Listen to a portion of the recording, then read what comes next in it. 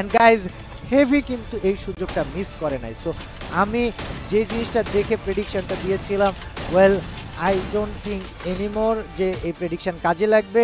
And ই1দেরকে নামতে হবে। ও ওকে, জোনের যা অবস্থা, ইট লুকস লাইক ই1 এর জন্য খুব একটা ভালো সিচুয়েশন না।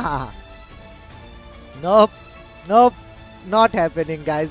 আমি আমার আইডিয়া থেকে বলতেছি, জোন যেভাবে যেদিকে মুভ করতেছে, আমি তাদের প্রেডিকশনটা দিছিলাম, ভাবছি তারা আগেই হাই গ্রাউন্ড থেকে নিচে নেমে যাবে, বাট হাই গ্রাউন্ড অনেক বেশি টাইম ধরে তারা ধরে রাখছে, and that made them lose this great opportunity of doing বুয়া।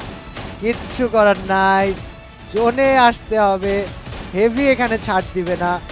And guys, that was that for E1, and oh my god, we got the winner for this match maybe.